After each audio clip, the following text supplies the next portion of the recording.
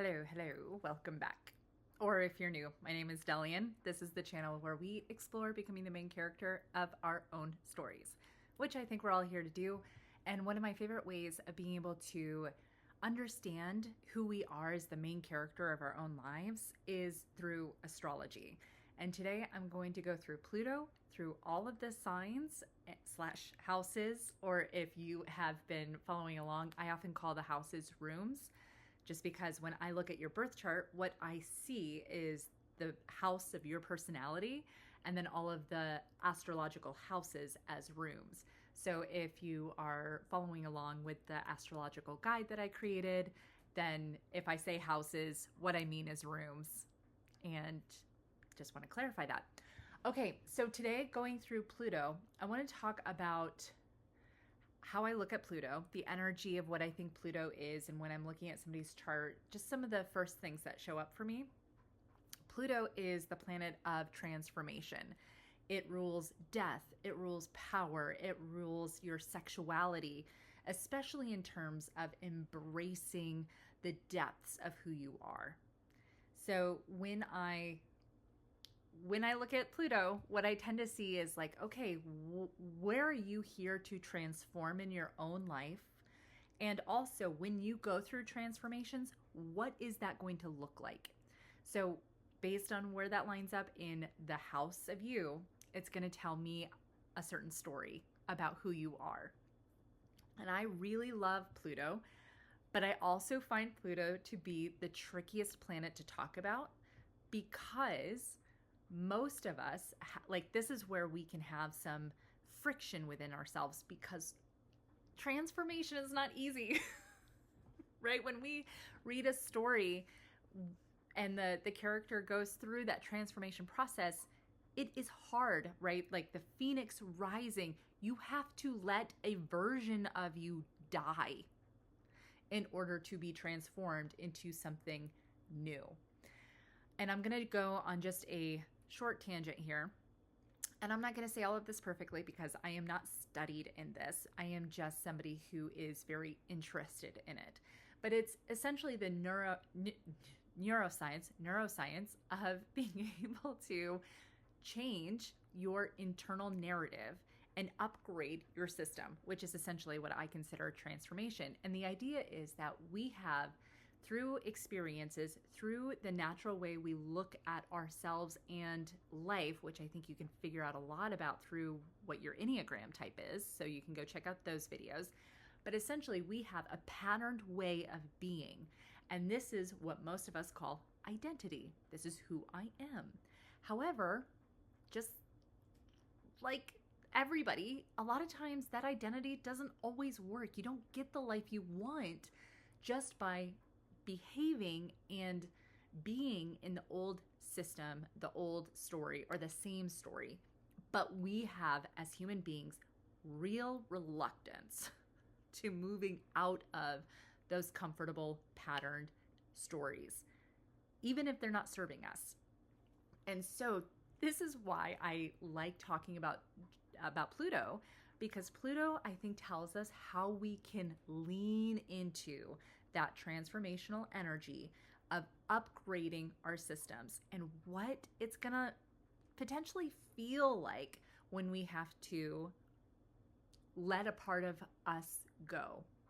So if you want to know like what your grieving process might be like, you could probably check out where your your Pluto is to get some ideas of how to best move through those stages, because that's going to be a bit of what Pluto's about.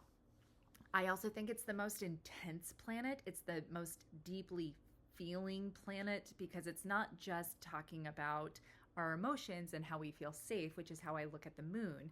But Pluto is like, okay, let's explore all of who you are, all of your experiences, and really delve into old patterns and experiences and grief and trauma. Like, this is all of the stuff that Pluto deals with.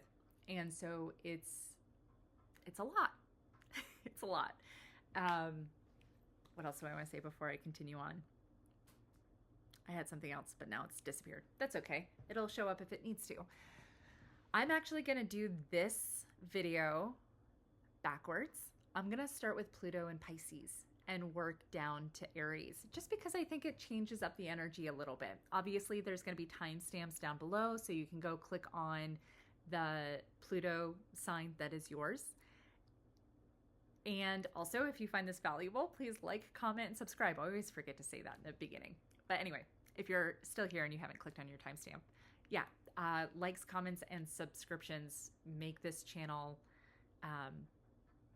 well, I really do want to invest in this channel and to see what happens from it. And one of the best ways to be able to continue growing it is very specifically subscriptions, and then also comments and likes. All of it helps. It's incredible. I find it, I'm still amazed by how impactful it is. So, okay, let's dive in to Pluto in Pisces, or the 12th house / room. All right, so if you have Pluto here, chances are you are here to transform your connection to spirituality. A lot of how you approach transformation is going to be through the lens of a spiritual practice or belief. You might be somebody who explores and experiences lots of different belief systems about what's out there and how am I connected to it and what is my sense of divinity. I also think that if you have Pluto in Pisces or the 12th house, you're going to be somebody who might idealize the transformation process. So Pisces can be idealistic, dreamlike. You, with Pluto here, you might be like, it won't be that big of a deal to go through this. And there may be a possibility that when you're experiencing the grief of having to update from who you were before into this new version of you, or into these new practices, right, of who you want to become, the Pluto and Jupiter could be like, if it's not really easy, or if it's not just magically occurring, or if it's not like just, if it doesn't have like this magical element to it, you might have a narrative around like, well, either that's stupid, I shouldn't do it. So that might be the way you resist transformation. Or you might think something's wrong with you because it's not happening just like in this easeful, natural, idealistic way. So those are two things to be on the lookout for. The other thing to consider, though, is that if you do want to transform who you are into a more embodied version of yourself, look into spiritual practices. Look into things like meditation, or figuring out what your sense of being connected to the divine is. Because the way that I read astrology is that it gives you an understanding of how you naturally operate so that you can use it in a way that is empowering. So you want to go through a transformation. Let's make it easy. Let's just say that you want to get really healthy, and you notice that you haven't been eating as well as you want to, you haven't been moving your body, you haven't been taking care of this vessel that you have. And you're like, okay, I want to transform this area of my body. Great, amazing.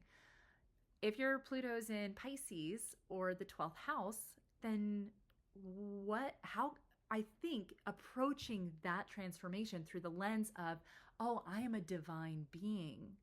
Oh, I am something to be, this body is something to be cherished, that is spiritual in and of itself, right? Being able to look at the transformation process through the lens of divinity, of spirituality, of being, or I love this. Oh, this is so fun. Knowing, like getting a fantasy involved, right? This is somebody who maybe you really love,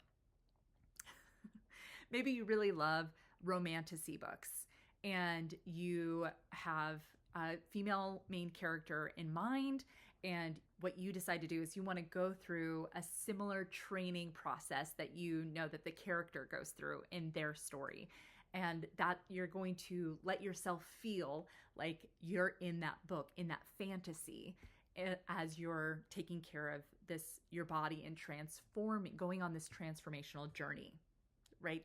These are the kinds of things that I'm getting goosebumps thinking about this. If you have Pluto in Pisces or the 12th house, please let me know if this resonates, because I could see this being really impactful. Because like I was saying at the beginning, transformation is inherently a grieving process. It requires us to let go of something that we are accustomed to and comfortable with, and to step into something new, more expansive. And with that comes awkwardness, having a sense of not, it's just something that is tender. To go through the transformation process is a tender thing. This is why if you have a lot of Scorpio energy in your chart, which Pluto is the ruler of, these are the people who feel things on a very deep level, and life feels tender. And also that's why Scorpio energy tends to armor up in some way, because of how tender this kind of energy is. But if you have Pluto and Jupiter or in Pisces or the 12th house, then you're here to access this connection to spirituality, to divinity, to fantasy, to dreams, and use that as fuel for your transformations. Which, I mean, if we don't transform, this is when I think we feel stuck in our own lives. We do not like stories where the character does not go on a transformational journey. Why? What is the point? I'm just watching you live your life, staying the same person. No, we crave transformation. And at the same time, we resist it because it is difficult. So you have Pluto here. You want to transform some area of your life. You keep wondering, why can't I do this? First thing to look at, make sure you're not over idealizing it or thinking that it should always be like this magical thing that'll occur without you having to go through a grieving process or go through the grit you have to have. But do go through the process of transformation, grasping that grit through fantasies and dreams and getting in touch with your divinity. It's like being able to use the position of your Pluto in a way that's beneficial, but if you're not using it in the beneficial way, it might become the very reason you stay stuck. What else do I want to say about this? I'm going to talk about style, because I really do think that if you are stuck in your style and you know that that you want to change some stuff up, and you're like having some resistance to it, this could be what is keeping you from it. See if you can get in touch with approaching your style through the lens of, I am connected to my soul, and my soul is a part of the conversation of my style and this transformational process. I really do think letting yourself get in touch with the magic that occurs, even though it's hard, even though that this journey of discarding the old and moving into the new is full of pain. It just doesn't have to be full of suffering. It's just like going through a strength training program. You have, like, in order to strengthen your muscles, you're literally tearing them. You don't want to go too far, but you have to do work in order to transform into a stronger version. It's the same thing with any other area of your life. So you want to transform. What's the area you want to transform in? Pluto and Jupiter, the 12th house. Jupiter and Pisces, or the 12th house, is going to be about getting in touch with your ideals, your fantasies, your dreams, your connection to your own divinity, and using that as like a North Star, as a guiding energy as you move through essentially Pluto is the dark night of the soul type of energy. But if you can hold on to that, oh, I'm getting a picture of Galadriel and gives that in Lord of the Rings, gives a light to, I think she gives it to Sam, and that's the Pluto and Pisces energy. You have a magical light. Find yours. What is it? What does it mean for you to be connected to your own divinity, and use that to guide your way through the dark transformation process.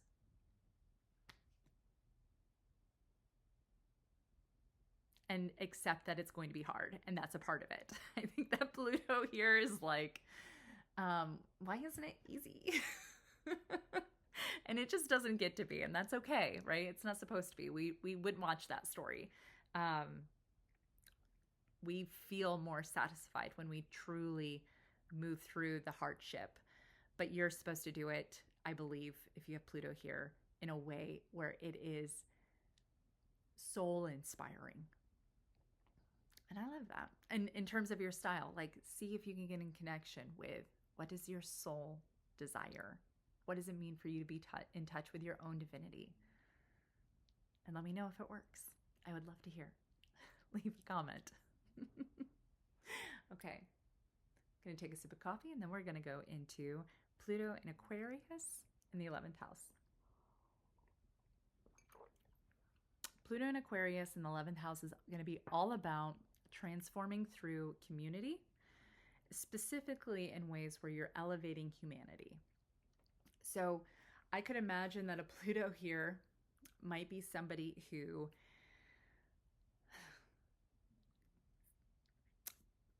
goes through transformations within a group setting. Also wants to transform with unique and different, like it's like let's use that metaphor of you want to transform your health. And if you have Pluto in Aquarius or the 11th house, you want to do it in the most unique, interesting way possible. Like, it needs to feel inventive to you. It could be the same exact thing that everybody has to do in order to take care of their body, but you're going to do it in a way that feels different and exciting and unique. And maybe that means that you're going to meld 3 different kind of programs together in order to make it spontaneous and interesting. Maybe you have 3 different groups that you belong to so that you can change it up and let it be exciting and community driven as well. But I do think that you are here to help transform. You're here to help transform groups. You might be the kind of person who just calls out what needs to be done in your group dynamics.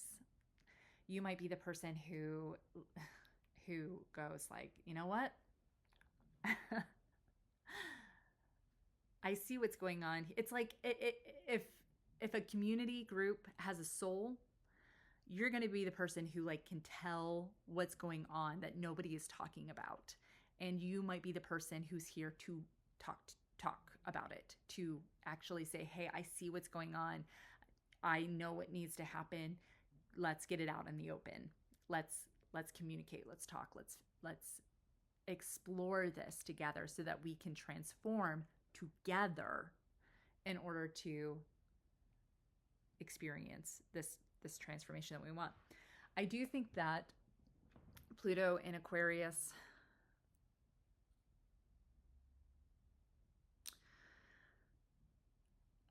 I don't think Pluto likes being here. Because Aquarius wants to be engaged, wants to express their uniqueness, wants to invent new things and to get a collective behind it. And Pluto has a little bit of a let's hold back kind of energy. Let's go a little deeper here before we just start going after stuff. And so there's a little bit of tension.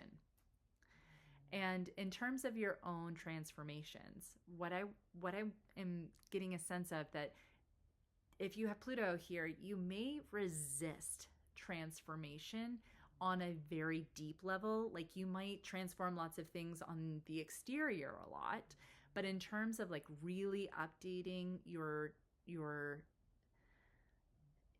programming, that inner narrative sort of thing, it might be something you have a little bit more resistance to, because Aquarius energy often wants to be just a little bit more fun, a little bit more, hey, let's just go through life, and,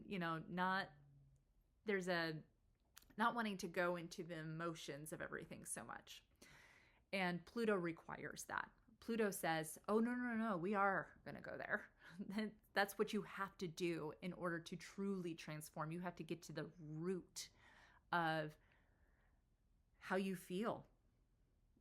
And so what I would say is that if you're struggling with transformation and your Pluto is in Aquarius or the 11th house, it very well could be that you are resisting that transformation because you're not wanting to get in touch with your own feelings. And you can utilize a group setting, a collective who is also wanting to transform in that exact way in order to move you through it. Also, if you hear snoring, puppy dog is right here on the couch. She's passed out. She had such a big weekend. So she's so sweet. So for you, going through that transformation of being able to say, okay, I'm going to have to go through some grieving of letting something else go, and to move into this new version, this updated version, whether it's a narrative, it's always a narrative, but it could be many different areas of your life. Doing that in an inventive, fun way might be a really helpful way for you to go through this transformation, and also with a community. And to realize that you, on your own unique transformational journey, actually, when you dedicate yourself to that, actually helps all of humanity. I believe that. I believe that the more of us that transform and continue to move into the more healed narratives of the person we want to be, and to experience the stories we want to be living, and the more of us that do that, we create a ripple effect that has a positive impact on humanity. And Aquarius is all about that. And so when you can realize that your own transformational journey has such a massive positive ripple effect on humanity at whole, that might be a really good motivator, because that's what we're looking for. We're looking for ways to have the light or the inspiration or the guide that can allow us to move through that transformational journey, because we don't want to live boring lives. We want to live full, rich lives. And that doesn't mean that it has to be full of suffering. I actually don't think it needs to be full of suffering, but I do think that it requires hard work. And transformation is, in fact, hard work, but it's worth it. That's why we're obsessed with before and after pictures, right? We love it when we see somebody who was over here and now they're living over there, and it's and you can see all of the hard work that they did. Pluto is the message that overnight success is a myth, because Pluto is all about saying it takes consistent, deep work to go from here to here, whatever area you're trying to do that with. And for you, Pluto in Aquarius or the 11th house, find ways that are fun, inventive, community-driven, and also have that North Star light of saying, my transformation has a positive effect on all of humanity, and we need it. And again, like I was talking about, like, if you have Pluto here, chances are you see the dynamics of groups and like what's really going on that nobody's really talking about. And a part of your life journey is likely to be bringing that stuff up. in order to transform group dynamics as well. And I feel you that might be hard. And I'm just sending you lots of love about that. And in terms of style, letting all of these, all of what I've said applies to this. If you feel stuck in style, which by the way, I think if you feel stuck in life, the chances of you avoiding transformation seems quite high. See if when you're approaching your style, you're not allowing yourself to transform because of, oh, this could also be another thing, because you don't want to affect the group dynamic, whatever your group that you belong to is, or you feel like it's frivolous, or you feel like it doesn't have a positive impact on humanity. I think, truly, I believe that our style and being connected to ourselves and expressing our style story in a way that's in alignment with who we are has a positive ripple effect on humanity. I just think that that's empowering and something that a Pluto in Aquarius could showcase really well. Like knowing that you transforming your style actually has a ripple effect of positivity. I'm just obsessed with this right now. And if you're feeling resistance to transforming your style, see if there's ways you can do it with community.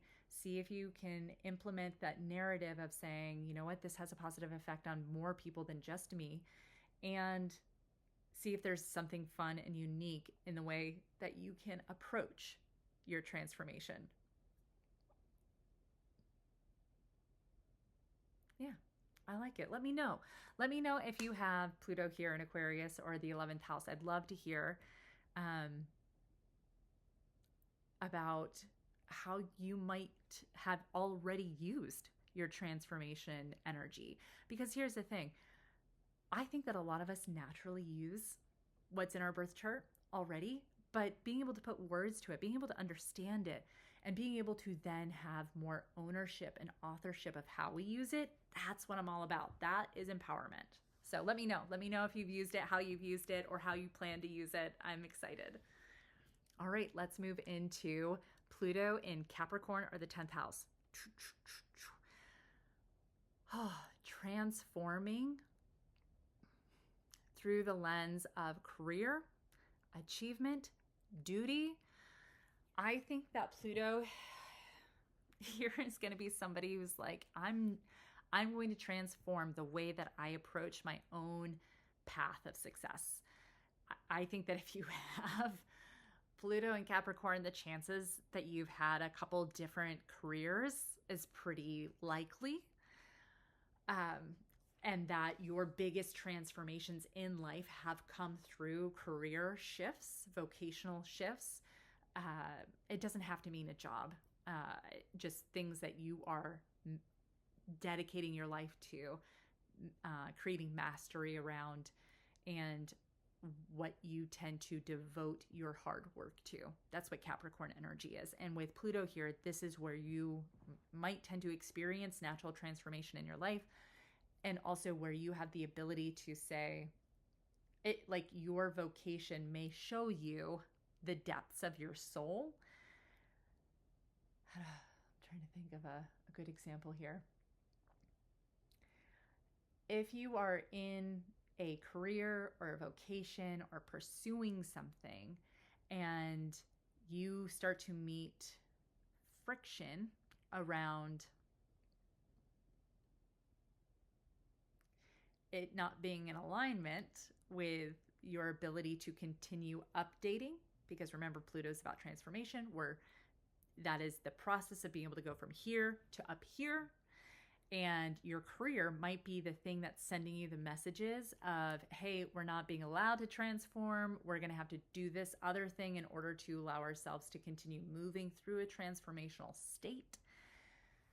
And I just think that it seems kind of likely that you have had a few different careers, or the way that you approached a certain career or vocation looks very different based on the different times you were invited to transform. And I also think that there's something about being able to transform the way in which you might approach your vocation, approach duty, approach how you make money.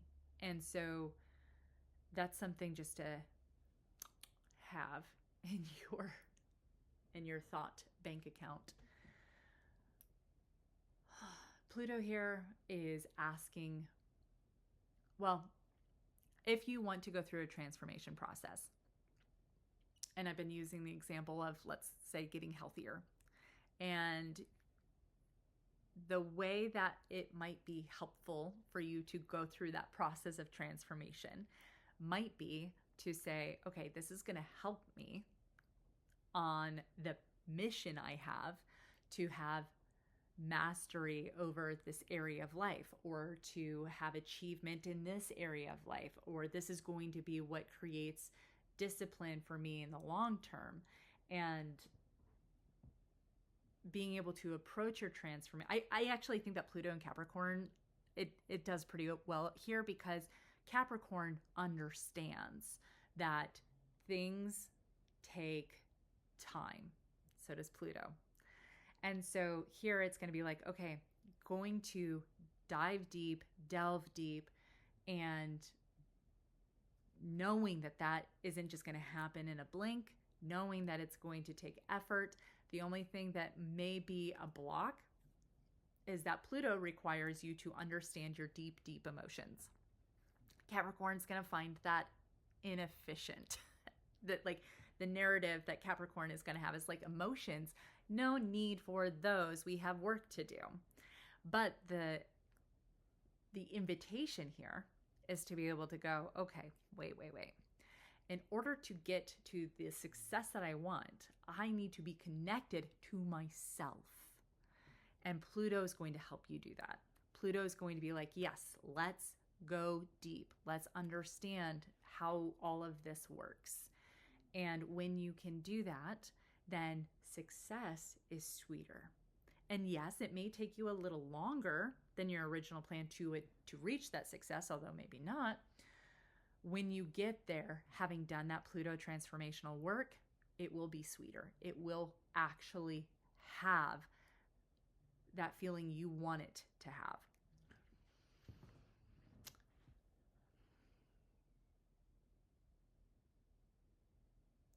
Pluto in Capricorn, or 10th house too, is going to be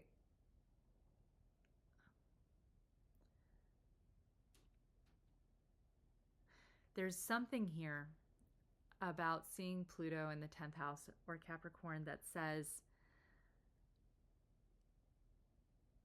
when you feel stuck, your careers are not going to be going well. If you don't let yourself transform, if you don't continuously update and let yourself go through the process of discarding old patterns that don't work for you anymore, your careers might be the first thing to stall out. Your vocation, or what you're trying to master, might be the first thing to get stuck or feel out of flow. So that's something just to be aware of. I also think that in terms of style, Pluto and Capricorn in 10th house, Capricorn 10th house is all about systems. And if you're not letting yourself update systems so that they actually work for you, maybe there was a system that like really launched your style. Let's just say it was Kibbe. You figured out your Kibbe body type, and it was like everything you needed in order to be able to really update. And you went through a transformational process with that system. Amazing, great. But then if that system stalls out on working for you and you're grasping the system and your style's not working for you, it's time to update the system. It's time to allow what did work, honor that it did work, and it got you to where you are now, but then realize that's as far as it could take you. And now it's time to find a new system, nuance this system, whatever it is, in order to be able to get to that next level of your style. It also means that you have to probably get in touch with your soul, your feelings, doing some of that part of your work and not over relying on a system too. Yeah. I also,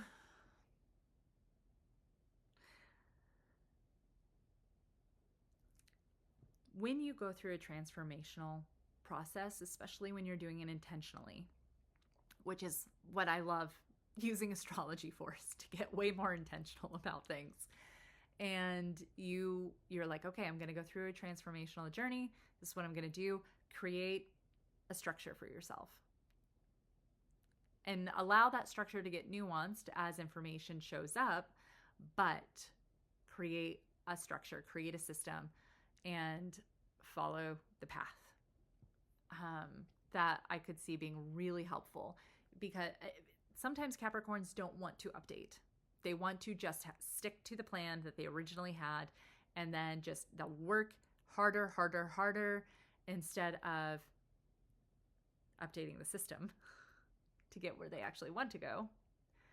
And when you're on your own transformational journey, what might be helpful is to be able to say, okay, I'm going to create a new system, a new plan, and I'm going to follow that plan and let that be essentially the shining light, the North Star that guides you out. For some reason too, a mentor is popping up for me in particular with this position. So take that as well as something that could be really helpful. Also, if it's in the 10th house, I often think that the likelihood that you're a psychologist goes way up. Okay. Let's move into Pluto in the 9th house or Sagittarius. Pluto here is going to want you to continually transform your sense of truth. Sagittarius is about expanding, it's about freedom, it's about getting as many perspectives as possible in order to be able to get the biggest possible picture of truth.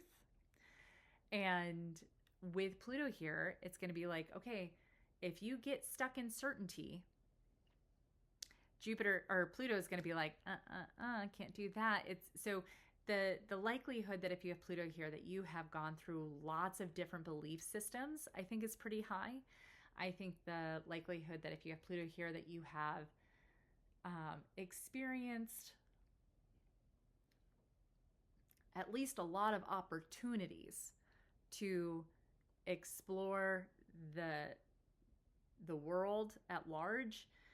And by exploring the world at large, it's like a mirror, a reflection of being able to explore your inner depths. It's almost like when you allow yourself to go get more experiences out in the world, you get more ability to understand the depths of you as well. I think that Pluto in Sagittarius, you're here to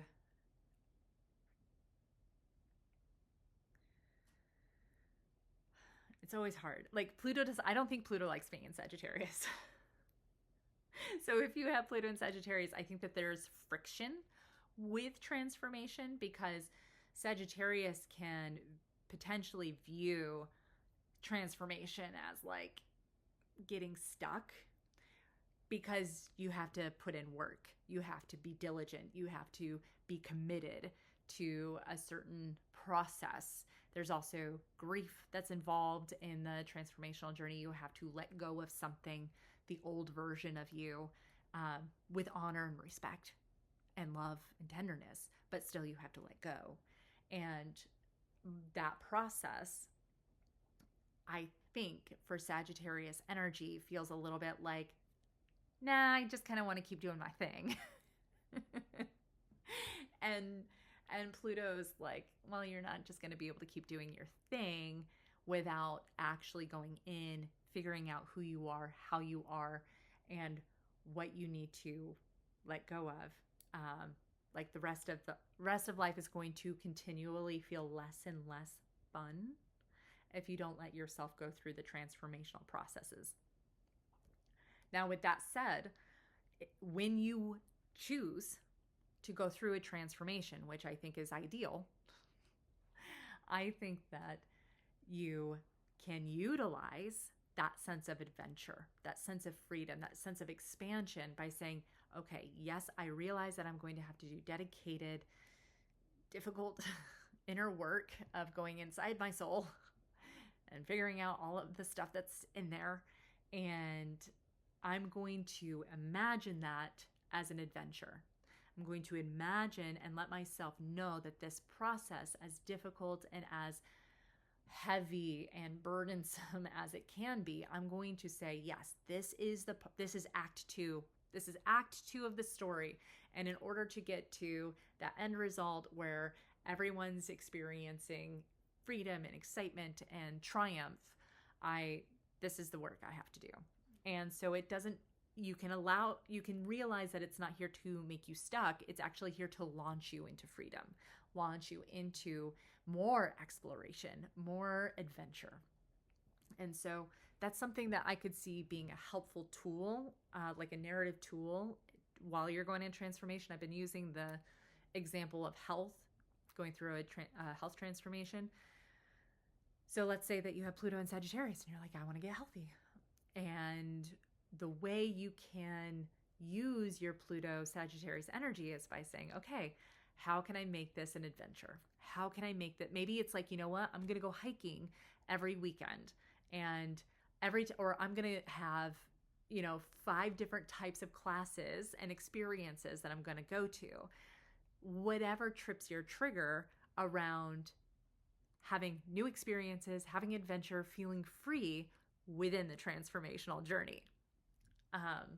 And like, instead of thinking about, let's just say that a part of your transformational journey with health is going to be something like you're going to eat more greens and you're going to eat less processed food. Instead of focusing on, I'm not going to eat fries. Again, there's nothing wrong with fries, but like, let's just say that this is a part of your path, this journey. You're going to eat less fries. You're not going to focus on what you're not going to do. You're going to focus on what you're going to bring in. You're going to focus on the abundance of all of the greens and all of the fun ways that you can play with greens and the different types of salad. And maybe you're like, okay, this week I'm going to make a salad that's based on this culture and based on this other culture, right? So being able to focus on your transformation through the lens of adventure and freedom. So it's, again, we're utilizing the natural energy you have in your chart. And instead of, because I just think that Pluto and Sagittarius is like, feels at first like a drag. It feels at first like something's hitting the brakes, or like the part of you that won't let you go have fun. And it's doing that because it's saying, hey, in order for you to really experience the fun and adventure and freedom that you want, you need to do some of this inner work. You need to figure out why you have these specific wounds. You need to learn what you need on a deep emotional level. And you also need to learn what thoughts, behaviors, and patterns you no longer want to have in order to experience even more freedom and do the work, but utilizing your Sagittarius energy of doing the work through a adventurous spirit. And same with style. If you're feeling stuck in your style and you want to transform your style and you have Pluto and Sagittarius or the 9th house, see if you can bring in some of that adventure quality. See if you can say, you know what am I avoiding inside of myself because I think it's going to make me stuck? And instead say, you know what, I'm going to embrace this difficult process, and I know I'm not going to get stuck here. I know that this transformation will actually bring me more freedom. Hold on to that. Hold on to that truth and that light so that you can really do that deep inner work in a way that is able to make you feel like we're going to have to go through pain, right? That's the whole, like, transformation requires discomfort, which is a kind of pain. But Sagittarius wants to avoid suffering. We all want to avoid suffering, but Sagittarius really doesn't want to get stuck in suffering. And what you realize is that when you allow yourself to go through the pain, knowing that going through the pain is actually the antithesis of getting stuck, I think that's what alleviates any kind of potential suffering. So also, if you have Pluto and Sagittarius in the ninth house and you feel like if you feel stuck in your life, in your style,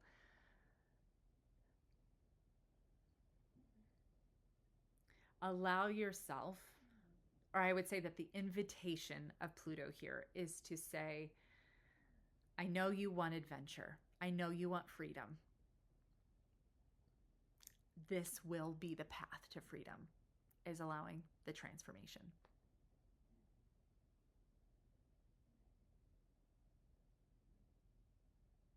Mm-hmm.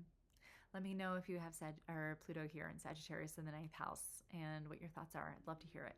I'd love to hear it. And if you hear puppy snoring, she is passed out. All right. Pluto in Scorpio, or the eighth house. How are you doing? If you have Pluto here, the chances that you are very interested in psychology, interested in the taboo, even kind of fascinated with death, or the mystical, but like on the darker side of mystical, that gets really high in this position. People who have Pluto here tend to be very deep, intense. They tend to be very aware of power dynamics. They tend to have some issues around sexuality. Like that's just going to be a part of their life journey, is to understand sexuality. And depending on if your Pluto is retrograde, which I'll talk about at the end of this, how to look at your Pluto retrograde. But I'm also going to do a video on all of how I approach retrogrades. But if it's retrograde, it's like definitely something that you like a strained possible kind of dynamic that you've had to work through. But yeah, being very aware of power dynamics, being very aware of like all of the things not said. You might be the person where other people walk into a room and it's like you can tell like what they're dealing with on a deep emotional level or even psychological level. I do think that when you have Pluto here, the likelihood that you have at the very least a lot of interest and information around psychology, or even a vocation in psychology.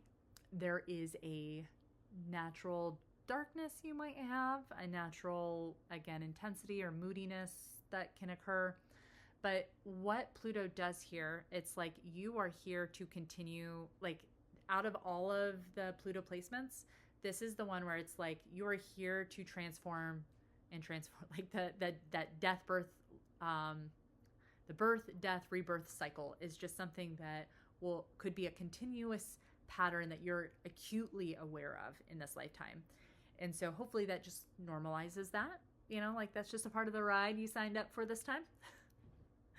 And also, I think that out of all of the signs or all of the Pluto placements, you're the most adept at going through the transformation. You're the most able to be like, okay, yep, here we go again. I think that you likely have a connection to grief that might be more intense or available to you than most people. You might be able to help others on their transformational journey quite a bit because you're able to be with them on it. I think that the things you're here to transform in yourself are going to be those Pluto things. So transforming any kind of patterns that don't work for you around power, around sex, around psychology. Like you're the kind of person who would benefit a lot from being able to understand psychology, understand how people work. Go check out my Enneagram videos if you haven't already. You'll be able to very quickly see how you can update your system, your mental system, and continually update your own identity. which is what Pluto and Scorpio, or the eighth house, is like here to do, and to show other people how to do it, because it's just going to be a continuous part of your life journey. What else do I want to say about this placement? I think that when you go through the transformational process, the thing that I would encourage is not to get stuck in the transformation journey, but to also allow the rebirth to occur. I think that Pluto and Scorpio, or the eighth house, can get stuck in the constantly like figuring out all of the updates, all of the things, like the delving deep, that they never resurface and experience life a bit in the new transformation. So that's something that I would encourage if you have Pluto in that eighth house or Scorpio, is like actually experience the benefits of your transformations, because that is a part of the transformation journey. Some Scorpio Plutos can get stuck in the work part or the dark part. It's like, no, you're supposed to experience the light too. You're supposed to surface and be reborn into, it's the phoenix, right? You're supposed to still be able to go out and fly as the phoenix for a time as well. And so really letting yourself enjoy that process and to fully engage in that process would be really, I think, beneficial for a Scorpio Pluto. And just realize that you might see the world in a little bit more from like a depthier way than most people might have. And that's okay. Like, just accept that for yourself and accept that for other people too. Like, this is just a part of your energetic blueprint for this lifetime. The part of you that's Pluto is like real depthy, and like you may have like an instinctual understanding of the transformations other people are either needing to go through or are going through, and that's just going to be something you have antennas for, which is great. It's very fun. In terms of style, what I would say is that if you feel stuck in your style, if you want to transform your style, first, accept that you probably go through lots of transformations, and that's okay. That's a part of your journey. Give yourself a break. You do not have to have your style figured out one time, forever, and always. It's not going to be you in this lifetime. It's not. You will find more and more things as you go through each of the transformations, but I don't think you're ever going to land on like, here, I have found my exact style blueprint. You're always going to have like some room for like transformation in your style. And that's lovely and wonderful. And actually, we probably need more examples of people doing that. Also, if you feel stuck, chances are you're too far in the delving mode and not enough in the actual, like, just experiencing life, having implemented gone through the work. Just make sure you come up for air and live in that phoenix flying zone with your style for a bit. And especially if your Pluto's retrograde, just make sure that you do inner work around power dynamics, around understanding how you work, and maybe even sexuality. I think that if you have Pluto in Scorpio or the 8th house, having somebody you can really have deep conversations with is very helpful. Could be a therapist, could be a friend, but somebody who can go deep with you and to hold that space for you, which is probably something you do really well for other people as well. So just make sure that you get some of that as well. I think that would be probably very helpful for you. And yeah, let me know. Let me know if you have Pluto in Scorpio or the 8th house and what that's like for you. I would love to hear. Okay, let's do Pluto in Libra in the 7th house. Pluto in Libra, or the 7th house, is going to be a transformational journey around relationships, around partnership. This is going to be somebody who probably, I don't like saying this. I think that the likelihood that you have more than one marriage goes up. However, what it really means is that you're here to experience transformation probably within a relationship. So my Pluto is in the 7th house. And for me, so much of my transformations have come about with a partner. And this is something that I have noticed in other people I see with Pluto in the 7th house or Libra, is that partnerships are going to be a part of the motivation for transformation. And that's not bad. That's great. I've been sharing this concept of like, in order to live a fulfilling life, we go through transformation. We don't like watching stories where the character doesn't transform. The one we're obsessed with befores and afters, right? That's the whole idea of what Pluto is here to encourage us to do, and also to show us how we probably do that, and also what areas we probably do that in. And so for Pluto and Libra, the 7th house, the transformations that you might naturally experience are going to be relationally driven, and potentially like other people being a mirror to you. So if like you notice what you think other people should be transforming in, chances are that's something that you might need to be transforming in yourself, yada yada. Byron Katie's work would be really helpful, I think, for somebody with this position. And also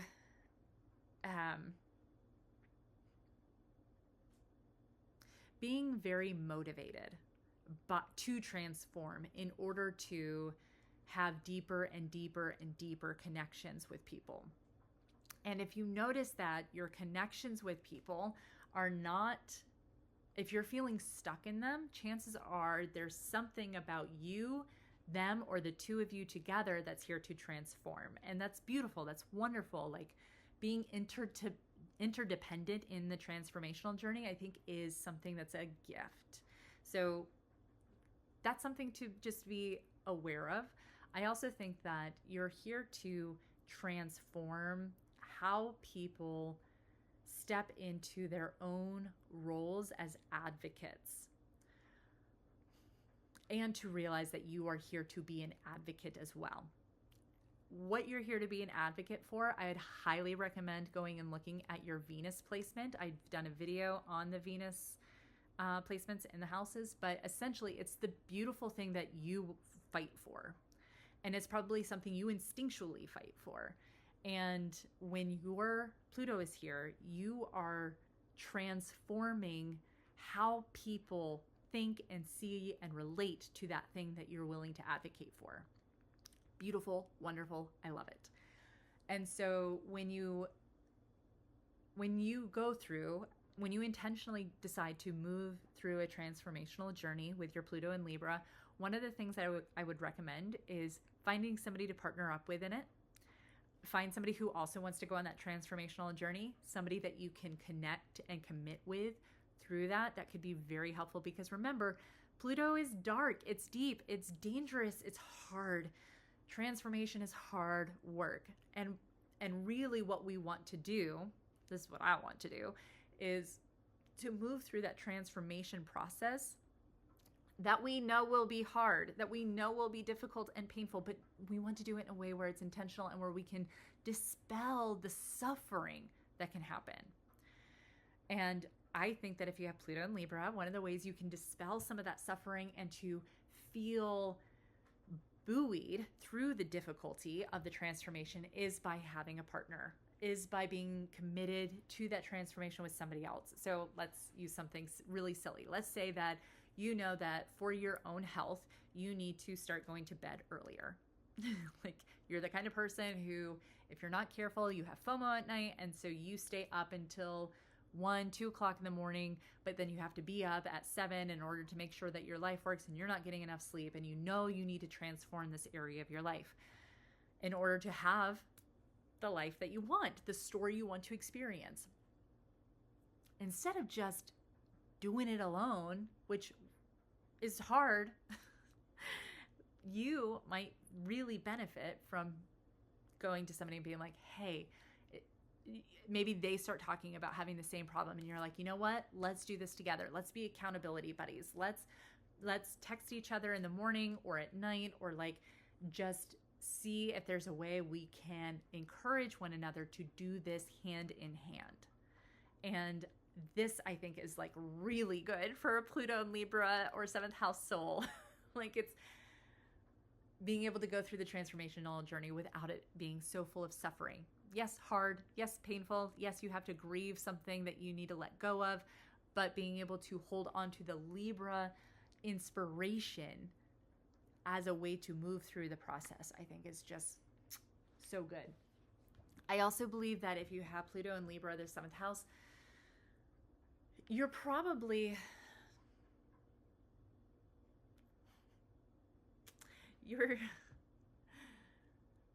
your transformations might be triggered by values. So you maybe one day you're sitting at a restaurant and you realize that you value compassion. Let's just say compassion pops up for you. And you realize, oh, if compassion is a value of mine, maybe I can't eat animals anymore.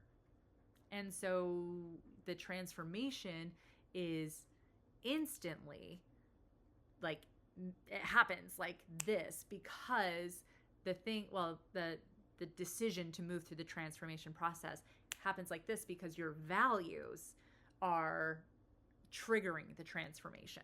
And some things like clicking, because remember we're in a head sign and air sign. Like it's a thought process that connects, the transformation begins. So realizing that if your values are out of alignment, like this might be an area where like transformation just automatically pops up. Just to be on the lookout, because I like sharing how you can realize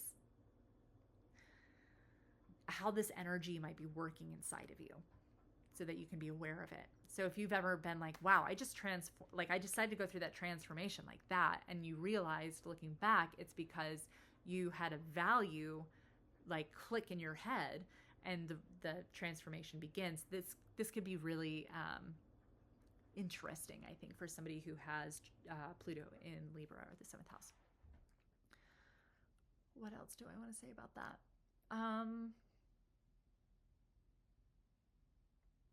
I think also having that connection to beauty, like what you find beautiful will also be that. I mean, this goes along with values, but those things that you find beautiful are going to really push you into transformation, probably like automatically. And if you're feeling stuck, it might be because you haven't yet been willing to transform or update your narrative in order to be in alignment with your inherent values. Again, if you want to go see how your values might operate, go check out that Venus video, because that's where I think your values might naturally show up in your life. Okay.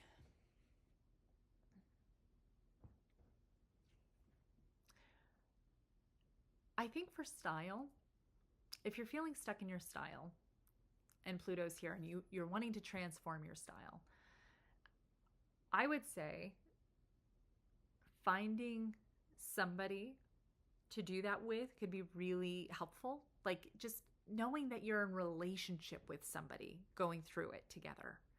Could be a friend, could be a community online, but something where it's like, we're going to do this together could be really helpful. Also, I think getting in touch with what you value, what you find beautiful, and letting that being the anchor, because here's why we don't often transform ever, but in style, is because we're comfortable with something. We have identified ourselves with something, and we don't want to let it go because it's comfortable, even if it's not working for us. And so what the invitation might be is to really focus in on what do the depths of your soul find beautiful? How can you get in touch with your deep emotions and your psychology and what you know in the deepest, darkest parts of your soul to be true for you, and allow that to be a part of the conversation, so that when you do go to transform, you know why you're doing it, and it can be something that guides you. I don't think that Pluto particularly likes being in Libra or the seventh house. I think it Pluto is, I think that Pluto is like totally okay with letting things get destroyed. And Libra does not like that. Libra wants to make things more beautiful and wants to bring things up. And Pluto's like, yeah, but sometimes you have to let something die. You have to prune something in order for it to grow even more. And that's something that you may have like some conflicting energy inside of you about, just to have awareness around that. But that to realize that in order to really embrace beauty, there is something that may have to die. There's a season for things. There's a pruning that might need to happen. All of those sorts of things are a part of the transformational journey. And to accept that that will lead to something even more beautiful might be helpful for your narrative to be able to move through the dark stuff we want to avoid.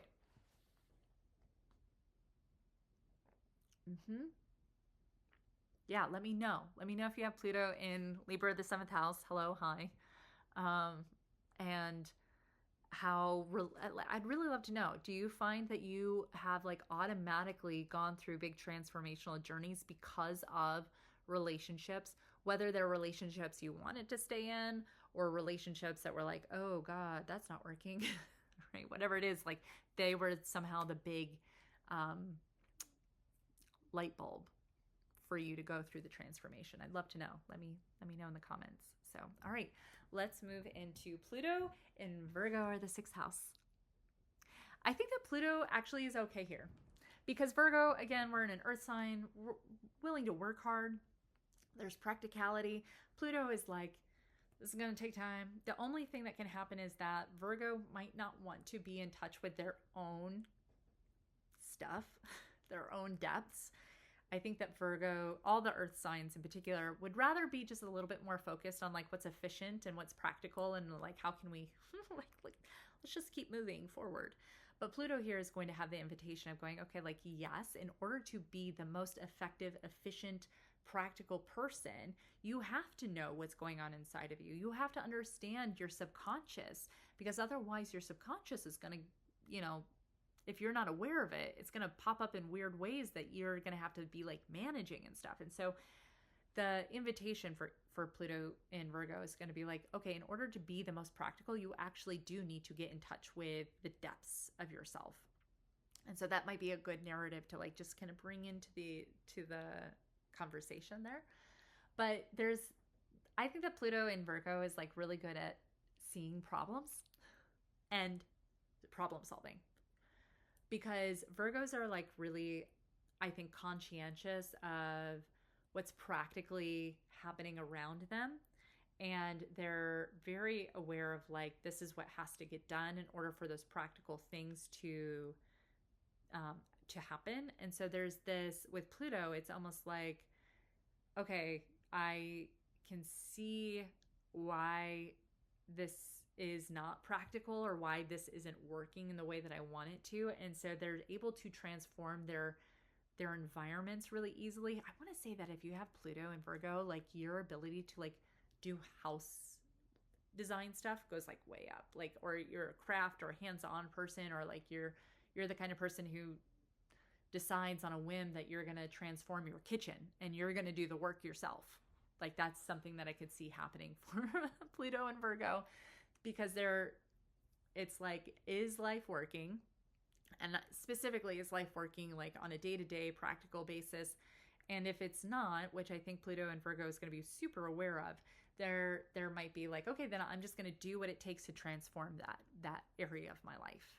And so there's, yeah, I think I've noticed that in people who have Pluto and Virgo. I also think that if you have Pluto and Virgo, you are here to also transform your own relationship to having to take care of other people versus putting any awareness on what you practically need. I think that everybody who has Pluto Virgo is going to hate me for this.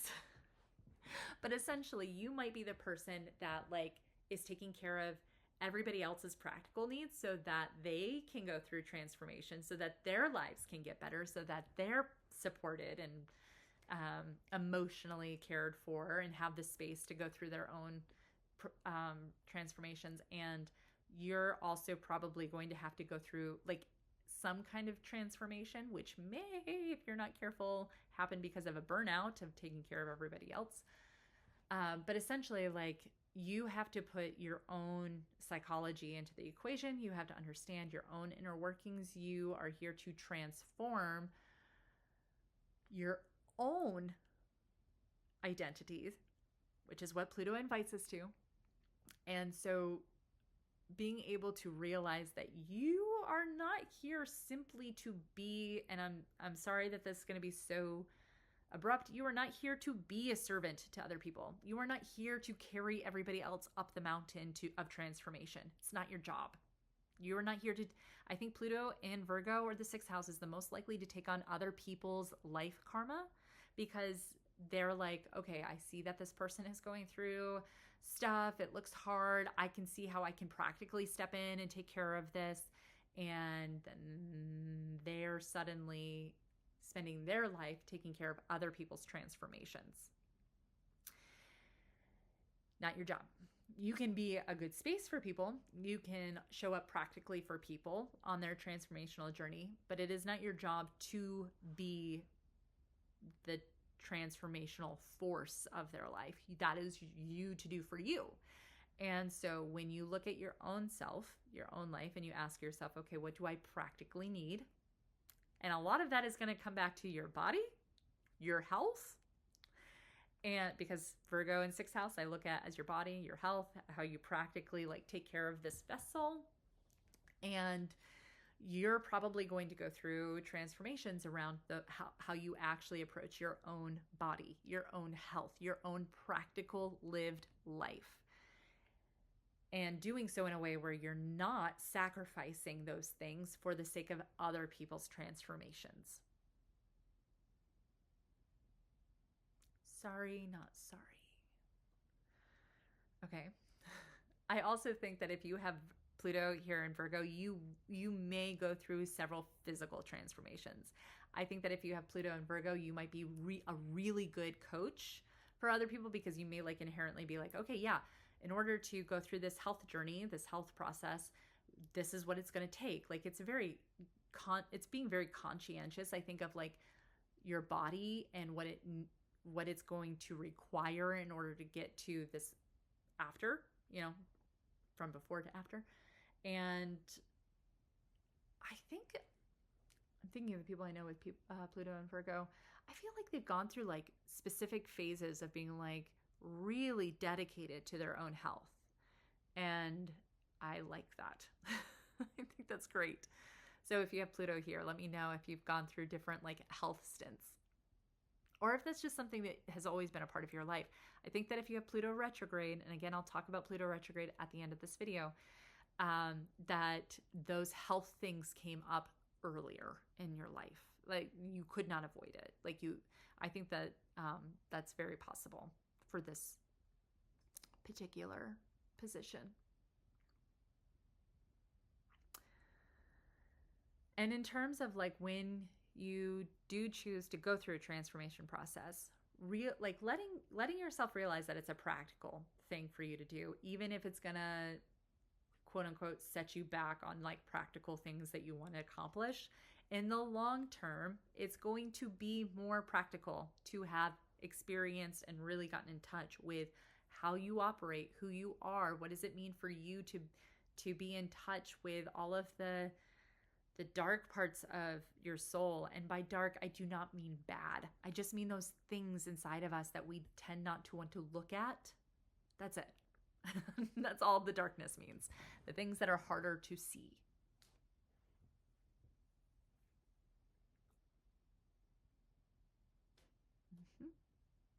And for style, if you're stuck and you know you want to go through a transformation of your style, really ask yourself, like, where is that overlap of my personal power, my sense of sensuality, my sense of being a depthy person and practicality overlap. And that's all I'm going to say about that. So let me know.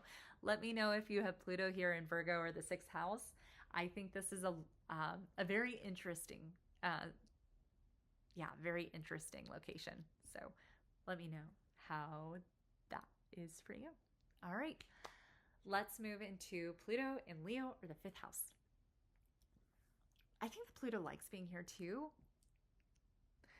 but only if the creative process is a transformational process. In order to create something, you see something, you have to bring it down into the tangible world and make that thing. And that thing could be anything from like software to redesigning your fridge layout to a style to a performance, right? That it's anything that you make happen from something that you saw in your mind. That's the creative process. And that process requires dedication, commitment, and being open to there's like I think it's probably more focused on the rebirth process. Like a lot of times people talk about creativity as being like something born of you, like having to go through that process of like being pregnant, and then after that difficult process of being pregnant, then you birth something out. I think that part Pluto and Leo has down. The part that they probably resist is the shedding of the old identity, the letting go of that creative thing and not making that creative thing their identity, but rather something that they created in order to be able to move on to the new creation and the new creation, right? Because Pluto is about birth, death, rebirth. And if you only focus on the birth part and you don't let it go, you can never get into the rebirth part. And so Pluto and Leo could be the kind of person who makes one thing and then they like just land their identity on it. And the way that they get stuck is by never updating, but never letting that creation go so that they can move on to the next one. And remember, transformation is dark. It's difficult. There's pain in it. There's grief in it. And Leos would rather have fun. Leos would rather be playful. And so if you have Pluto and Leo, what I would recommend, based on how I read charts, is that when you want to go through a transformation, which by the way is required for creativity, is to say, okay, this part is hard, right? The pregnancy part is hard. And realizing that it's hard, but there is joy through that process, and the creativity that happens afterwards is brilliant. And then when you have that creative birth and you're able to express it, to then also be able to let it go. And that part, I think, is actually the hardest part for the Leos, the Pluto Leos, is the letting go of it. And again, this could be, you may have created a certain identity for yourself.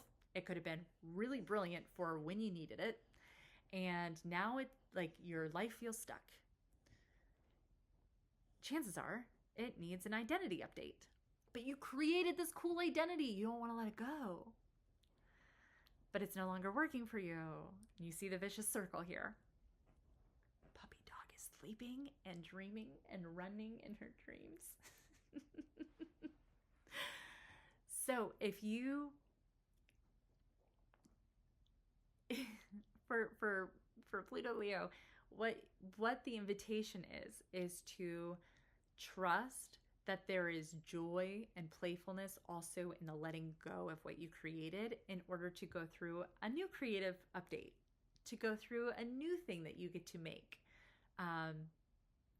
I also think that if you have Pluto and Leo, I've been using the example of like health transformations just because it's easy, it's a visual.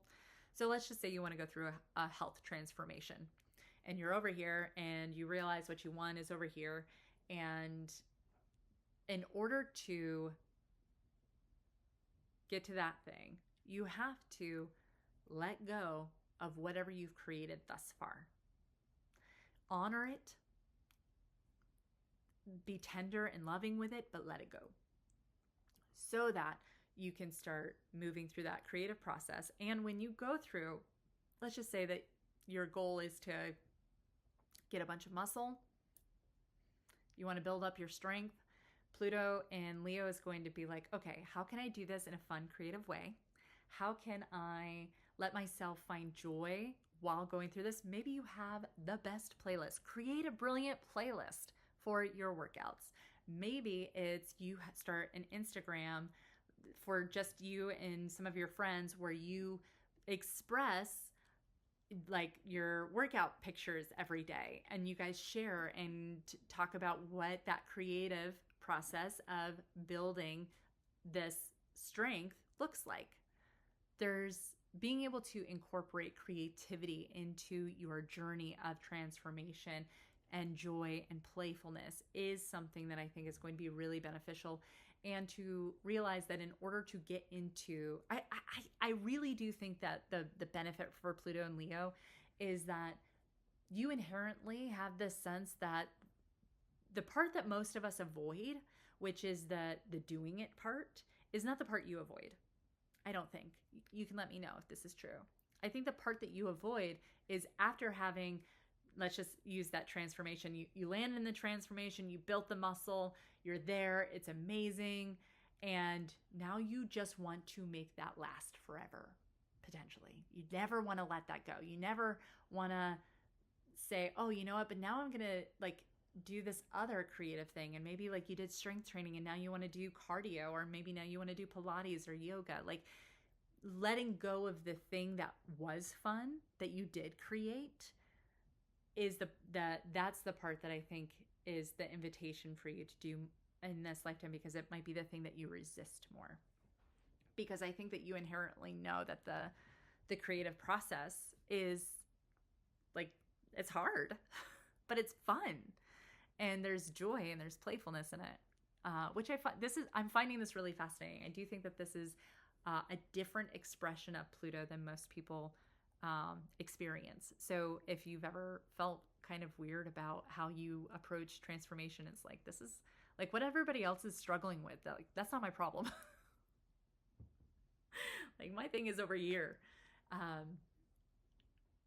I think that I don't think you're going to like this. I think that for Pluto Leos, it is actually about understanding grief as a part of the transformational process and the creative process. There is a grief in finishing something. There is a grief in letting go of something. I think Leo's more than anyone, somebody who's got a lot of Leo energy or Pluto Leo, it's like, you know joy really well. But the reason that you know joy really well is because there is an inherent understanding that sadness is just on the other side of that. And that's just a part of life. You know, sadness creates connection.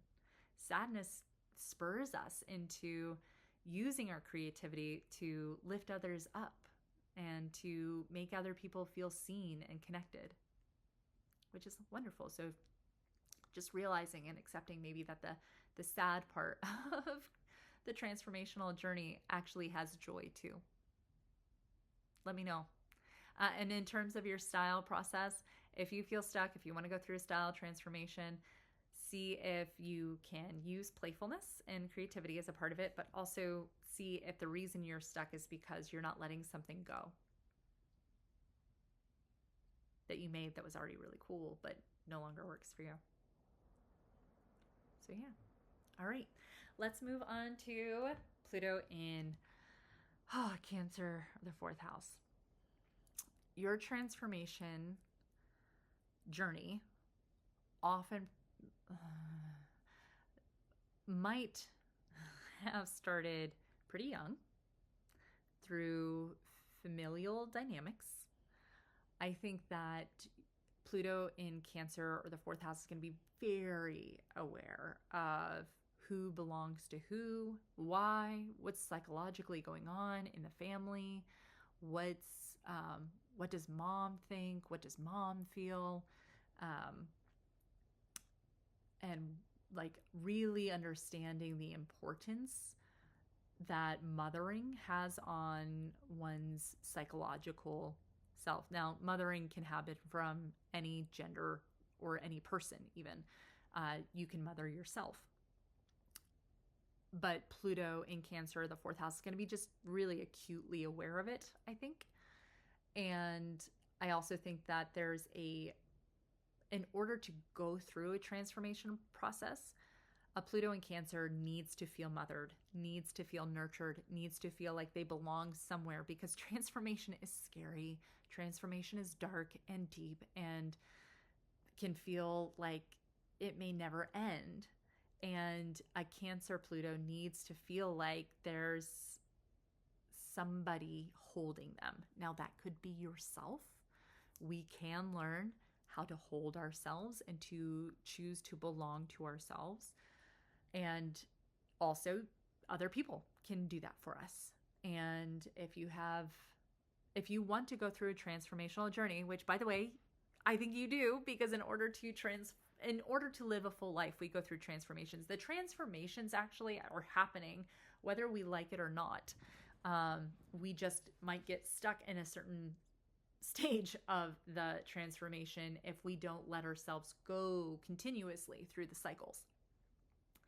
And so for you may find it much easier to move through transformation if you have some sense of being at home inside of yourself or with another person, or to know that the transformational journey is bringing you closer to a sense of home. So for instance, let's say that your transformational journey is to go on an internal narrative upgrade. I think that if you know your Enneagram type, you know the internal narrative upgrade you're here to do. So go check out those videos if you haven't already. But let's say that you want to change your narrative. Let's say your wounded narrative is that of the Enneagram 2, which is, I have to earn love and belonging. That you're not inherently deserving of it, that you have to earn it. And now you're going to move into the new narrative of, I am inherently worthy of love and belonging. And to make that change is scary, it's hard, it's difficult, and it will take time. That's the transformation, that's the work. For you to move through that process in a way where you don't get stuck in suffering doesn't mean it's not hard. We just don't need to necessarily suffer through transformation. Being able to say, and this is going to bring me a deeper sense of belonging to myself. I'm going to feel like I belong, that I am home. And with your Pluto in Cancer, the fourth house, that can be like the light that guides you through the whole transformational journey. Also, take lots of baths. That might be helpful too. Or find somebody that is in your life that you can be like, hey, I'm going to go through this process. And I just used the inner narrative transformation. It could be a health journey, but anything where you're here and you want to go to here. That's the transformation. And I call it the act 2, right? The hard work that we put in as characters that get us to the end of triumph requires transformation. But let's say you're going to go through whatever your transformation journey is, and you have somebody in your life who's really nurturing, that makes you feel loved and supported and like you belong. And you're like, hey, I'm going to be going through this thing. Is it okay if you just check in on me every so often, so that I know that there's somebody there who's like looking out for me, right? It's as simple as that. Like, this could be so helpful if you have Pluto here in Cancer, to utilize that information of your energetic blueprint in order to go into that transformational journey. I think that's lovely. And If you if you're also wanting to transform your style, if you're feeling stuck in your style, same thing, right? You may be resisting transformation because you don't have that sense of self-belonging, or you don't feel like you're going to be nurtured through the process, that it's going to be scary and that you're going to be alone. Those are all things that are going to create a lot of resistance to moving through the transformational process. So seeing if there's people, whether it's in online communities or people, friends who are around you, you're like, hey, I'm going to like try these new style things. And will you just, you know, even if I totally bomb and like it's the worst, can you just say that you've got me? That can you let me know that you're there for me? And just ways where, again, it doesn't feel so lonely. Or having that inner narrative that you've got you, so that you can move through that transformational journey, the dark night of the soul that is transformational, a part of the transformational process, and realize that even though it's dark, you are your own light, you've got you, and that will likely be very, very helpful for your Pluto self. And also, like, you might be somebody who naturally understands, like, I can just family dynamics, being able to see like the dark things that nobody else sees. You might have been the kind of person who like couldn't help it but like say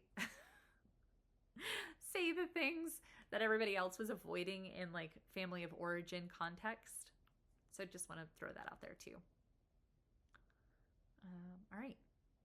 Let me know if you have Pluto in Cancer, the fourth house, and what your experience has been, and whether or not this is something that you've noticed as a part of your life story. Because here's the thing, transformations happen. No, like, that's a part of life. I think what I would love to be able to share with people through this channel is like, we can have a lot more authorship and awareness and acceptance of those things, so that we can utilize it to experience the story in a way that's empowering. So, all right, let's go into Gemini, or Pluto in Gemini, or the third house. Okay, here is like transformation through ideas. I think that Pluto here is like wanting to communicate all of the transformations that you experience, that you see. I think that if you have Pluto and Jupiter, or I'm sorry, I'm like got Jupiter on the brain. I've said that like 7 times. Pluto in Gemini is like wanting to express the transformation through words, or even using journaling, using talking, using communicating as a way to initiate the transformation. I think if you have Pluto in Gemini and you're wanting to go into transformation, write it down, find somebody you can talk to. Processing it through language might be really beneficial, no matter which part of the transformational stage you're part of. I also think that you might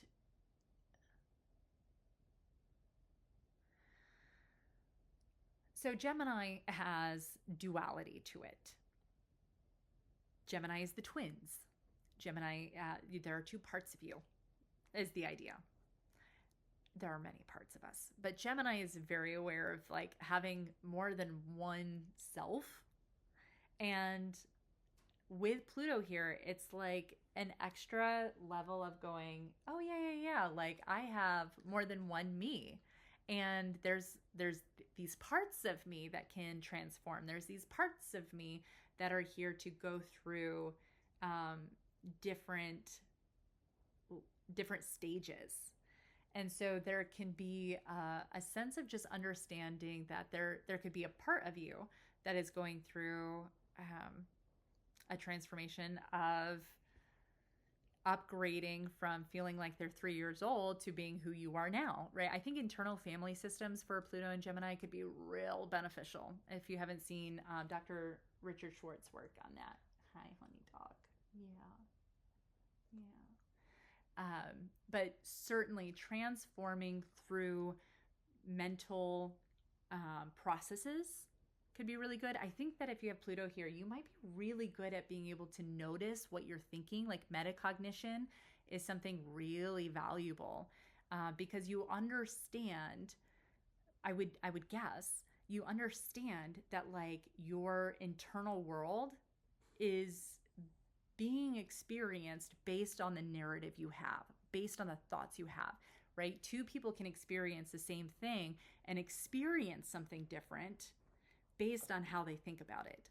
And I think Pluto and Gemini is like able to really go, oh, I'm thinking this and I'm seeing how that's affecting me, and I can choose to transform that thought and think this other way, or change it just so that I'm experiencing this other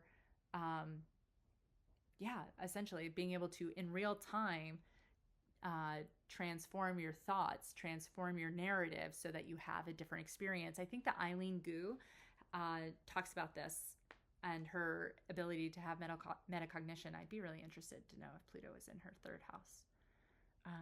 That would be cool. But essentially being able to transform your thought patterns is going to be a big thing for you. And if you're experiencing like getting stuck, chances are you're not questioning your thoughts. You're not noticing how your thoughts are affecting your internal landscape, because that's what Pluto's about. It's like your deep, dark stuff. And so this is why journaling, I think, would be really helpful to be able to move through transformations. I also think that the invitation here can be getting in touch with your deeper emotions. That's something that like the air signs don't want to do.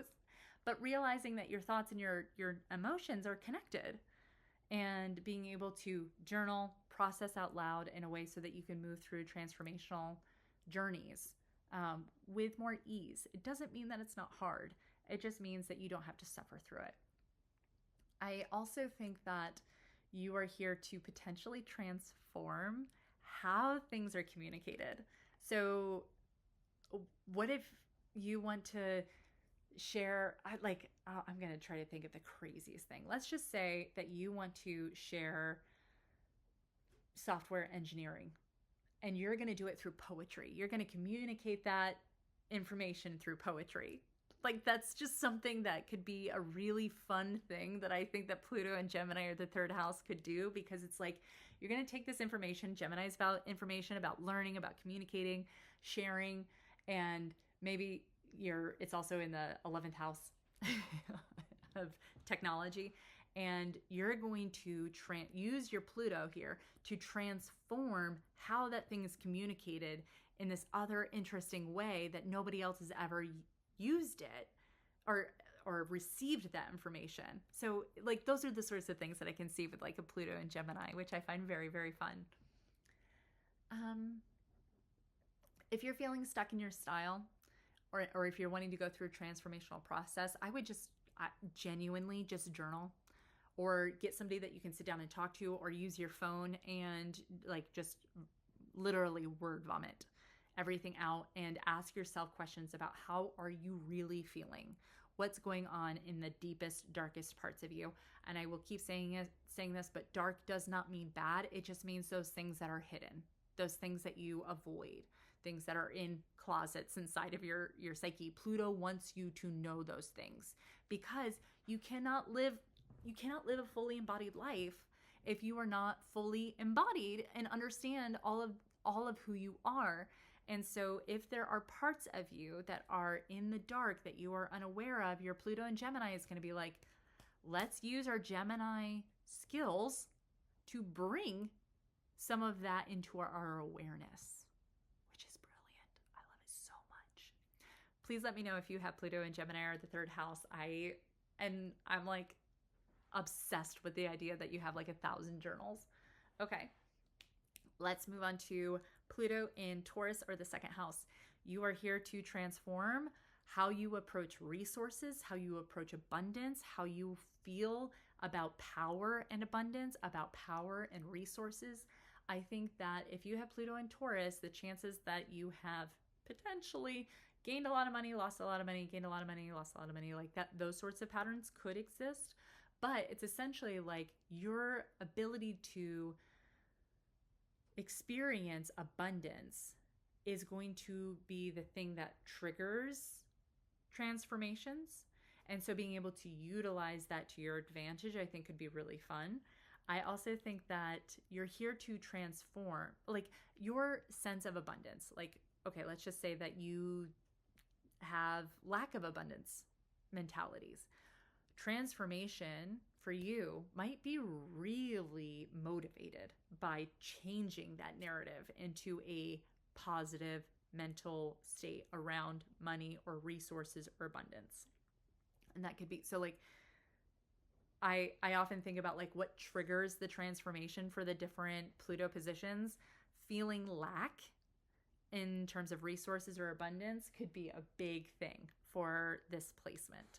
So just being aware of that and use that to your advantage. I also think that if you have Pluto in Taurus or the second house, like you are somebody who is probably good at like literally transforming your environment to be cozy, to be comfortable, to be full of, again, that sense of abundance. I love this. I feel like you might be an interior designer. Please let me know.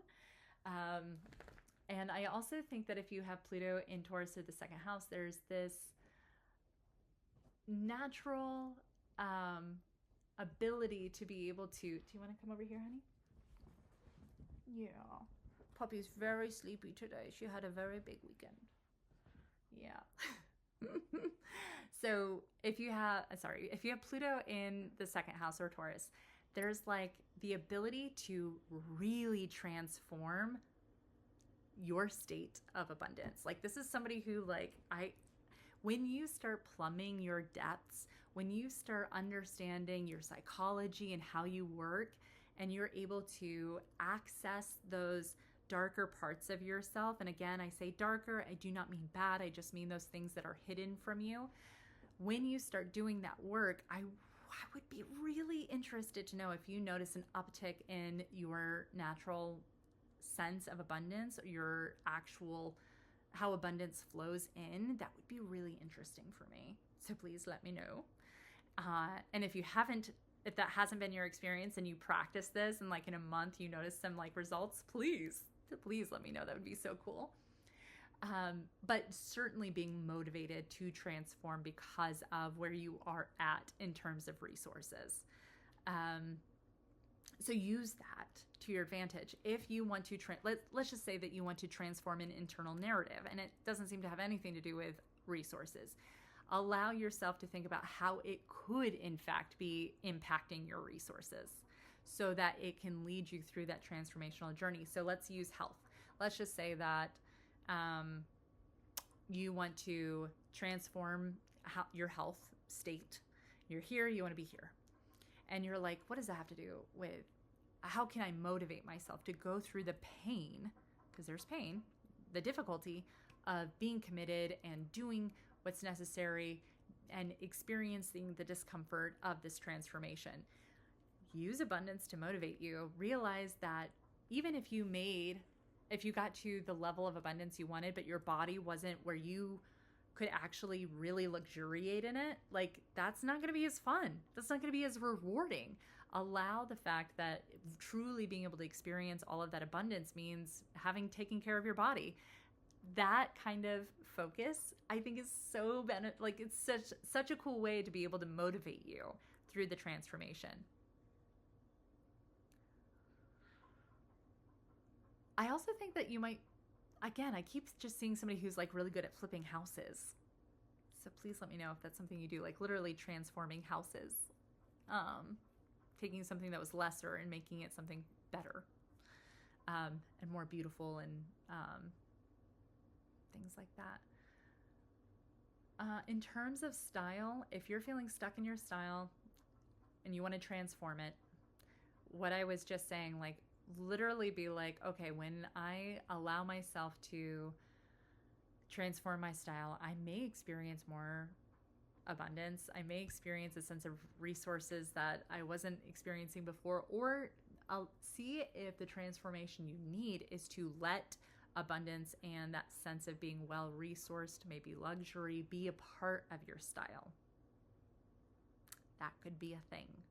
I think that for the earth signs in particular, Taurus is the least of these, but there is the possibility of just kind of putting style off to the side because you don't think it's important, because there are things to do, money to make, a job to go and, you know, appropriately show up at. And the answer is you can probably bring your style, at least to a certain extent, into those environments. And in fact, if you did, you might experience an elevated version of your story, and other people might also start treating you differently. That might then create a ripple effect of positivity. Who knows, right?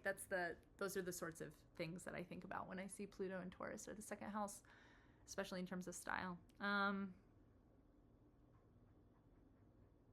Yeah, let me know. Let me know if you have Pluto here. If anything I just said made any sense. Okay, last and certainly not least, Pluto and Aries are the first house. This is somebody who's going to experience lots of different identities, probably. Aries is like that spark of life. It's being able to experience life. I think that if you have Pluto here, the likelihood that you experience lots of failures goes up, but also lots of successes, because there's this idea of, for Aries, it's like fail, succeed, or do, fail, do, succeed, something like that, where it's like you have to, the failure actually gives you more transformation opportunity. And so with Pluto here, I think that there's like this possibility that you go through lots of identity transformations, and you show us how that happens. And because Aries are so young, there's a youthfulness here. There's like throw yourself into the transformational fire, if you will, that I think Aries might be really adept at, as long as they have that sense of I can get back up, which is a narrative, internal narrative. So go and check, especially what your Enneagram type is. I've done a video series on that, just to make sure that you have you're doing work on the healed narrative, especially if you're an Aries, because I think that Aries in particular, if you don't have that sense of I've got me, or that I can, or that I'm capable, like those sorts of things are going to feel like you can't move. And if you can't allow for transformation, and your Pluto is in Aries, that's going to lead to a very stuck feeling in your life.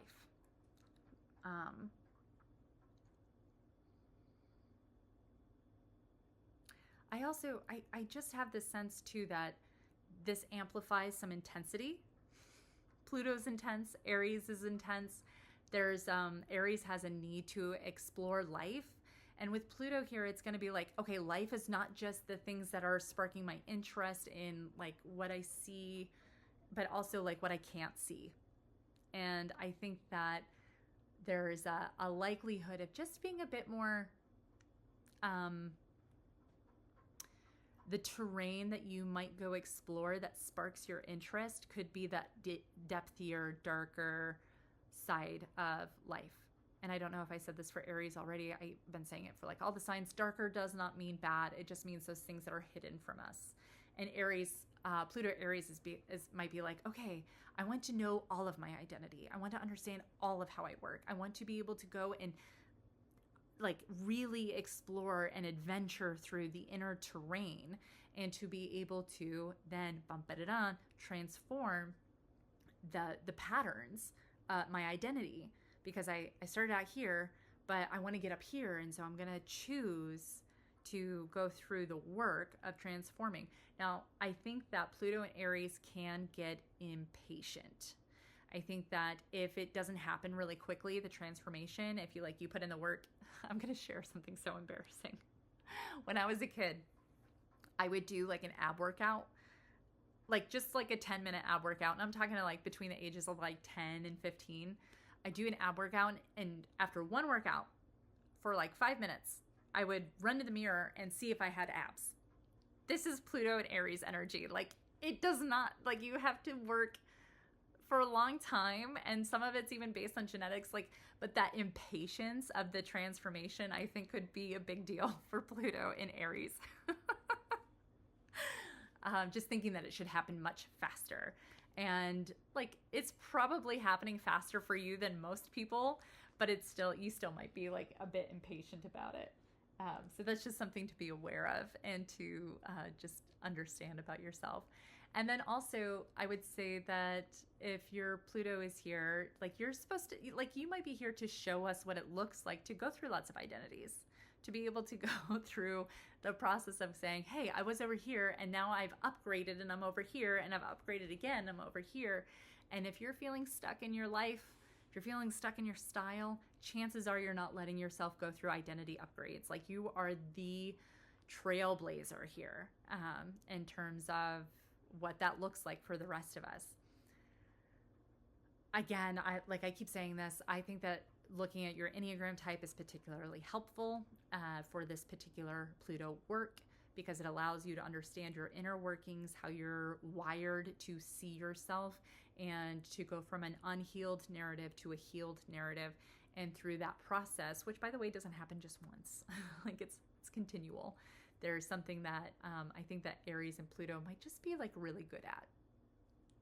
I feel like you'd be really good at it. Again, as long as you know that it's okay to fail, and it's okay that it's going to take time, that's not a sign of failure. These are the types of things to hold on to be the guiding light for your journey through your transformational process. I also think that there's something here about your energy.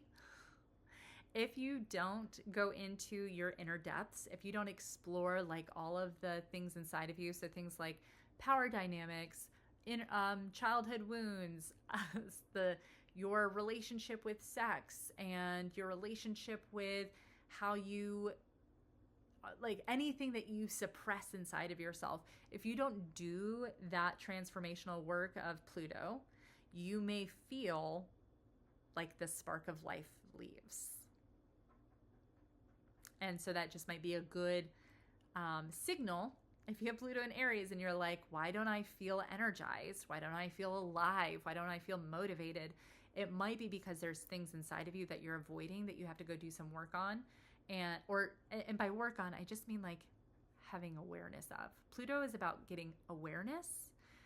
Pluto is absolutely about being able to accept where you are, see why you're there, and then to also go through that process of saying, okay, now I have agency. I accept where I'm at, I see why I'm here, and now I am going to do X, Y, and Z and be committed to doing this every day in order to get where I want to go. To embrace the discomfort, not the suffering, but certainly the discomfort, in order to go into that upgrade of this new identity. I think I already said it. This is going to be more intense placement. Like, you just might move through the world a bit more intensely.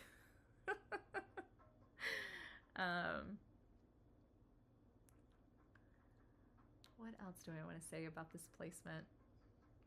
I think that there's a lot of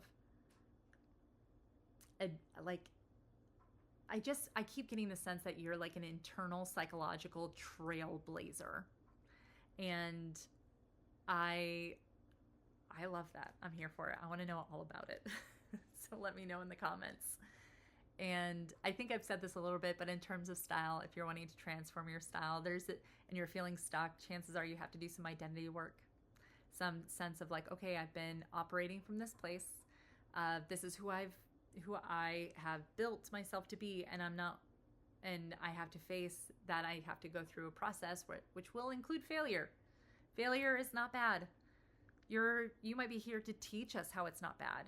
I just saw something yesterday about showing like how many, I'm trying to think of the different people that they shared. Like, there were several different famous artists, and how I think it was Picasso who did over 150,000 pieces of works of art, and only like 1,000 of them are considered to be masterpieces, right? Like, that's technically a failure rate of like a success rate of like 0.1% or something like that. Like, that's not failure.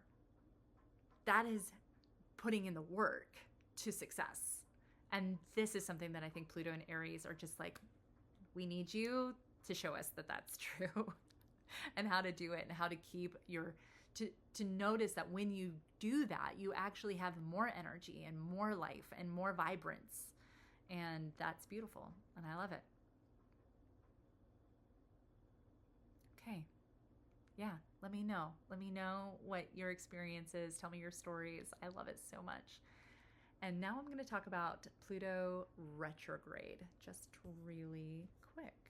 So I am going to do like a whole video on the retrogrades and how I approach them. That was something that I got a lot of questions about, and I love it so much. But just really quick, if you have Pluto retrograde, the way that I read that is that earlier in life, those lessons of your Pluto placement were big. You could not avoid them. They were prominent. You may have felt stuck in that area of your life that may have felt like there were things you had to face at a very young age, so that you essentially, if you have Pluto retrograde, I actually think that you went through transformational journeys quite early, that you had to move through those things. Like that was just something you had to do based on life circumstances. I also think that if you have a Pluto retrograde, that that sometimes your transformational process can feel real slow for a long time and then suddenly just be over. And you're like, what? We're out? Like, did that happen? That's crazy. So yeah, those are things that I would just throw out there to go and see if your Pluto's retrograde and how that might be affecting you and your energy blueprint. So if this was interesting to you, if this was valuable, please like, comment, subscribe. It's hugely helpful. And also, if you're interested, I've just created an astrological mapping guide. It's essentially what I wish I had when I first got into astrology. And it's still something that I actually just putting it together and using it for myself was so helpful. And essentially, it's just a way to be able to really understand your interior design. So if that's interesting to you, that'll be in the description down below as well. But anyway, I hope that I hope this was helpful. I am so happy about all of you engaging and sharing your comments. I love it so much. And I am excited about all of the future videos to come. So, and also if there's anything you're interested in hearing about, please let me know. I would love to throw it into the rotation. So, okay, I will talk to you all later. Bye.